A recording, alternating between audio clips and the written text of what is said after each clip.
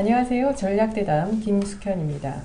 문재인 대통령은 9월 21일 제76차 유엔 총회 기조연설에서 다시 종전선언을 제안했습니다. 이에 북한은 이례적으로 굉장히 빠른 반응을 보였는데요. 9월 24일 리태성 외무성 부상과 9월 25일에는 김여정 부부장이 각각 담화를 발표했습니다. 북한은 종전선언의 선결 조건으로 여전히 대북 적대시 정책 철회와 이중 기준 처리를 요구하고 있습니다. 또한 계속해서 미사일 실험 발사를 하는 등 강원 전략을 구사하고 있는데요. 종전선언과 한반도 평화 프로세스 재가동 가능할까요?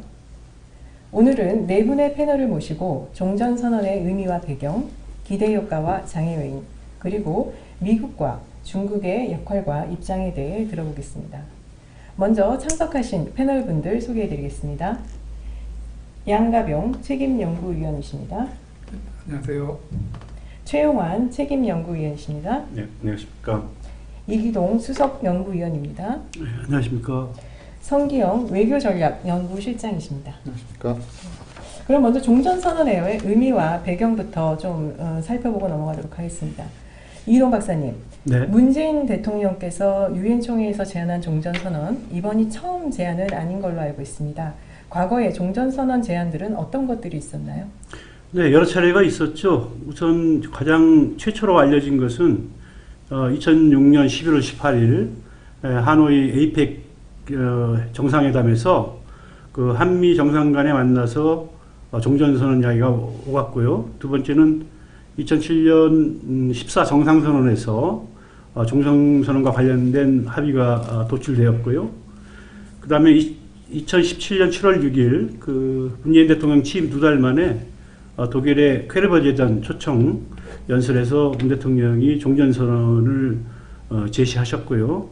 그 다음에 2018년 4월 27일 판문점 선언에서도 역시 3자 또는 4자 종전선언 합의가 있었고요. 그 다음에 이제 하노이 북미 정상회담에서도 종전선언을 관철시키기 위한 우리 정부의 노력이 지속적으로 있었습니다. 여기서 주목할 만한 점은 14선언과 판문점 선언의 차이인데요. 우선 14선언에서는 한반도라는 장소와 그리고 종전선언의 주체가 정상이라는 그런 점들이 이제 특정이 되었던 측면이 있고요. 그 다음에 판문점 선언에서는 연내 종전선언이라는 시기가 특정되었던 그런 차이가 있습니다. 그럼 이번에 이제 북한이 종전선언에 의해 우리가 제안한 거에 대해서 무척 빨리 반응을 보였다는 것이 일반적인 평가라고 봅니다. 이기동 박사님, 과거에도 북한이 이렇게 빨리 반응을 한 적이 있었나요? 글쎄요, 그 매우 이례적인 건데요. 그만큼 북한이 현재 어려운 상황을 돌파하기 위해서 아주 신속한 답을 내놨던 것으로 보여지고요. 물론 어려운 상황도 있지만 또 북한 스스로가 종전선언에 대한 나름대로의 관심이 매우 높은 것이 사실입니다. 과거에도 보면은 미국의 당국자들과의 만남에서도 북한이 종전선언에 대한 입장을 피력했던 적이 있었고요. 그렇기 때문에 자기들의 관심사에 대해서 문재인 대통령이 메시지를 던지니까 그에 대해서 빠르고 신속한 답을 내놨던 것으로 보여집니다. 네, 역시 북한도 관심이 있다 이렇게 보면 될 것 같습니다. 최영호 박사님, 종전선언은 그야말로 전쟁을 끝내자라고 하는 그런 의미인데 임기 말로 접어든 문재인 정부가 북한에게 종전선언을 제안한 배경 어떤 것이 있습니까?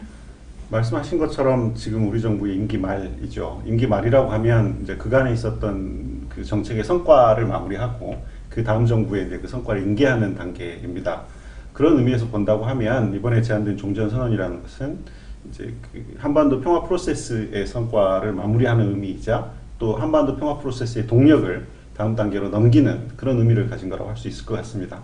조금만 더 구체적으로 본다고 하면 지금 상황은 북한은 이른바 이제 미국의 적대시 정책이 해소가 돼야 비핵화와 관련된 조치를 취하겠다라고 이야기를 하고 있는 것이고 미국은 반대로 북한이 뭔가 의미 있는 비핵화 조치를 취해야 그 이후에 조치를 취하겠다라는 이른바 순환 논리에 빠져 있는 것이죠.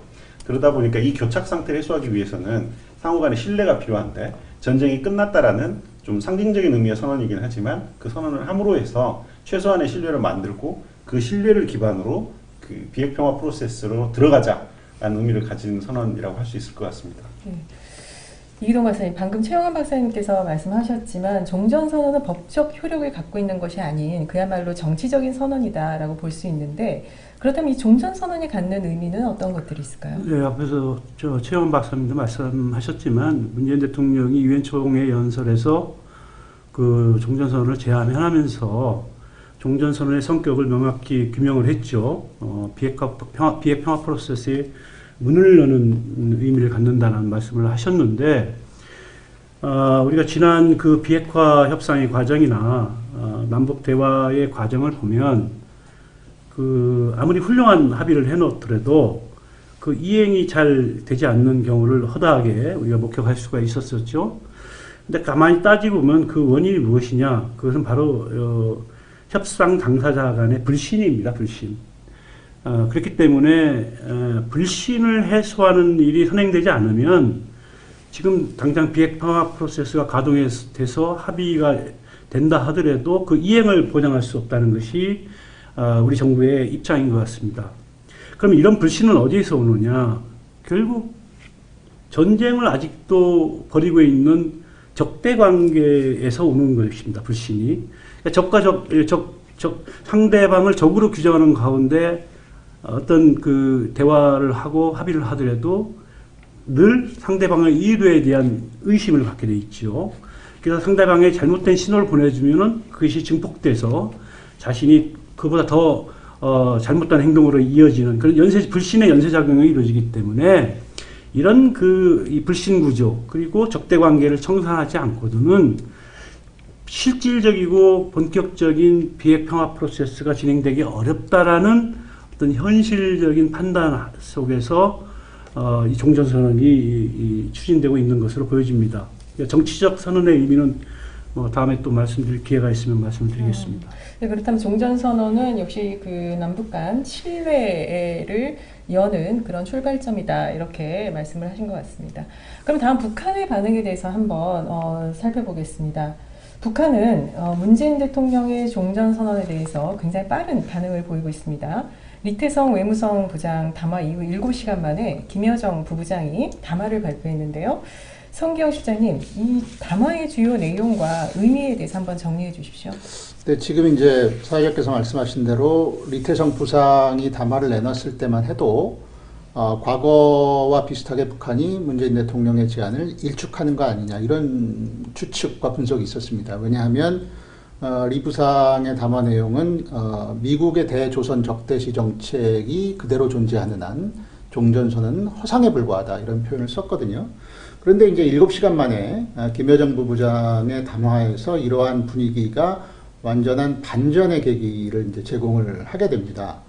9월 24일 날 김여정 부부장이 내놓은 담화에서 종전선언은 나쁘지 않다, 흥미로운 제안이다 라고 전제를 하면서 이중기준 철회라든가 대북 적대시 정책 철회라고 하는 선결 조건을 제시를 하죠.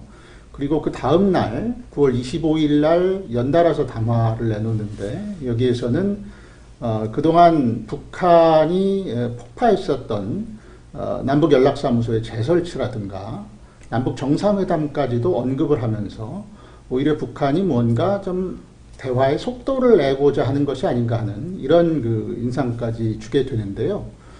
사실 이제 김여정 담화만 이렇게 떼어놓고 보기보다는 그 이후에 벌어진 일련의 그 상황들을 좀 볼 필요가 있을 것 같습니다.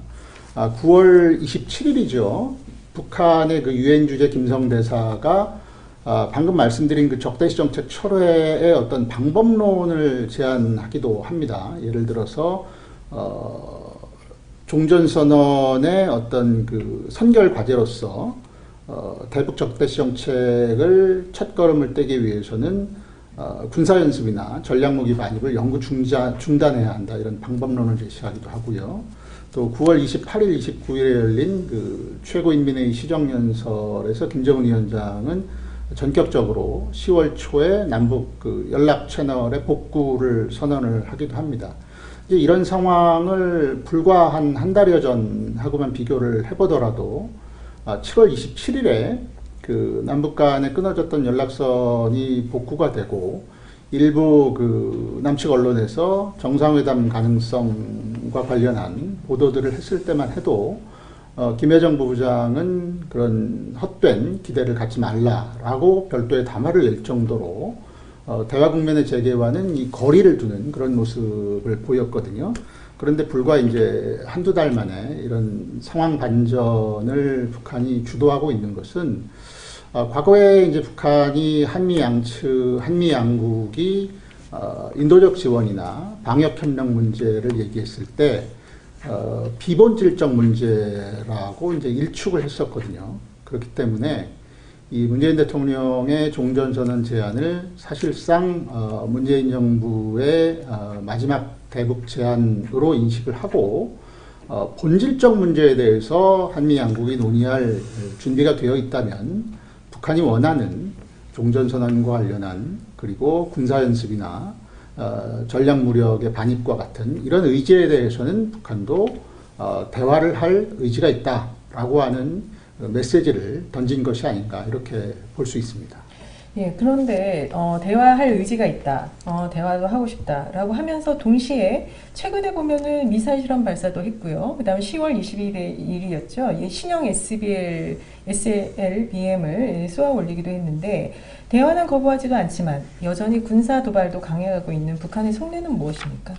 그렇죠. 사실은 이제 뭐 SLBM 발사라든가 이런 부분들을 우리가 보면 북한 입장에서는 미국의 코앞에서 어떤 전략적 도발로 분류될 만한 행동들은 최대한 선을 그으면서 그 은밀성이나 뭐 이런 부분에 있어서 미국의 실질적 위협이 될 수 있는 무기 체계가 이제 SLBM이기 때문에 그리고 노동당 8차 당대회에서 김정은 위원장이 이제 사업 총화 보고를 할 때 이미 그 국방과학발전 그리고 무기체계 증강에 관한 5개년 계획을 제시한 바가 있는데 여기에는 뭐 핵무기 소형화라든가 또 SLBM 심지어 군사정찰 위성과 같은 이런 매우 다양한 그런 군사기술과 무력 증강 계획들이 나와 있습니다. 그래서 군사 분야의 기술적 발전이라고 하는 부분들은 북한이 애초에 가지고 있었고 또 표방해 왔던 그런 계획에 따라서 그대로 진행하되 종전선언과 같은 대화 의제에 대해서는 김정은 위원장이 시정연설에서 밝혔던 입장을 그대로 유지하겠다라고 하는 그 태도로 보여지고요. 좀 비유를 해서 말한다면 북한판 이른바 투트랙 전략 같은 것들을 구사하고 있다. 이렇게 분석할 수도 있겠습니다. 그 북한의 이제 최근에 올해만 8차례, 총 8차례 미사일 시험 발사를 했는데요. 그는 양가적인 측면에서 볼 수가 있을 것 같아요. 그러니까 부정적인 측면에서 보면은 역시 국제사회의 우려를 계속 자아내도록 하는 어떤 모험주의적 행동이라는 측면에서는 당연히 이제 부정적인 거고 또 북한이 자꾸 그럴수록 또 문재인 정부의 평화 프로세스를 추진할 수 있는 우리 국내적 동력들이 자꾸 이제 떨어진다라는 그런 측면에서는 부정적인데 이렇게도 볼 수 있을 것 같아요. 그러니까 2017년 데자뷰 같은 것 같은데요. 2017년에 보면 북한이 집중적으로 그때 미사일 시험 발사 핵실험도 하고 그러지 않습니까? 그건 뭐냐면 결국 상황이 평화 프로세스 진전 국면으로 가면 북한이 그 진전 국면에 브레이크를 걸기 위해서 결국 그 미사일 테스트 또는 무기체계 테스트를 하기 어려운 조건이 형성이 된단 말이죠. 그러나 북한은 내부적으로 성기용 박사님 말씀하셨지만 군사기술적으로 테스트해야 할 수요가 있는 겁니다. 최근에 개발 중인 무기들을 그 성능을 테스트해야 이 성능이 계속적으로 발전해 갈 수 있는 거거든요. 그런 측면에서 보면은 국면이 전염되기 전에 필요한 군사기술적 수요를 충족시키는 거죠. 그런 측면에서 보면은 북한이 남북관계 또는 평화 프로세스에 호응할 준비를 하고 있다는 측면, 그런 신호로도 우리가 읽을 수 있는 그런 양가적 측면이 존재한다고 볼 수 있습니다. 물론 그렇기는 한데 거기에 초점을 맞춰서 생각을 해보면 지금 이제 북한이 최근에 열심히 개발하고 있는 무기 체계들은 대충 이제 전술 무기들 혹은 지역에서 이 지역 동아시아 지역에서 사용하는 범위의 무기 체계들을 집중적으로 개발하고 있는 거거든요. 그러니까 2017년 상황에서 만들었던 거는 미국을 상대로 한 ICBM에 집중했다고 하면 지금은 오히려 생존성이 높고 그리고 이 지역 차원에서 빠르게 사용할 수 있는 고체 연료 로켓의 무기에 굉장히 집중하고 있습니다. 그러니까 하나는 미국을 상대로 한 무기 카드가 하나 있는 것이고 지역 국가들을 상대로 한 새로운 무기 카드를 만들고 있다고 볼 수 있는 것 같아요. 만약에 협상 국면에 들어간다고 하면 뭐 짐작을 할 수밖에 없지만 하나는 미국을 상대로 한 대륙간 탄도 무기들, 또 하나는 지역 국가들을 상대로 한 지역 차원에서 전술 무기들 패키지로 해가지고 협상을 하려고 생각할 수도 있는 것 같아요. 예, 미사일 얘기가 나왔는데 북한의 미사일 실험 발사에 대해서 중국도 꼭 편하지만은 않을 것 같습니다. 특히 중국 같은 경우에는 내년 2월에 베이징 올림픽을 앞두고 있는데요. 양가봉 박사님, 중국은 북한이 미사일 실험 발사할 때 주로 어떤 반응들을 보이고 있습니까? 그 재밌는 일이 그 9월 달에 왕이 부장이 한국을 왔을 때 당일 순항미사일 실험을 했었죠. 그때 이제 왕이 부장이 뭐라 그랬냐면 당황한지 안 한지는 잘 모르겠지만 모든 국가는 군사적 행동을 할 수 있다라고 일단 북한을 옹호하는 입장인데 그 내면을 들여다보면 사실 군사적인 행동하는 데 대해서 중국 입장은 그렇게 썩 오케이 하는 입장은 아닙니다. 특히 이제 19일 날 외교부 대변인의 발표를 보면 한반도 관련 당사국의 군사행동을 주목하고 있다 이런 표현을 쓰거든요. 그 얘기는 뭐냐면 한국도 SLBM을 했어요. 그래서 모든 나라가 군사적인 행동에 나서는 거는 뭐 국가의 권리라고 하지만 한반도 정세를 봤을 때는 좀 자제하는 게 좋겠다 이런 게 중국의 기본적인 입장이고 그걸 해결할 수 있는 방법은 역시 정치적 프로세스를 가동해서 대화 협상을 통해서 할 수밖에 없지 않냐 이런 원론적인 입장이 중국의 입장입니다.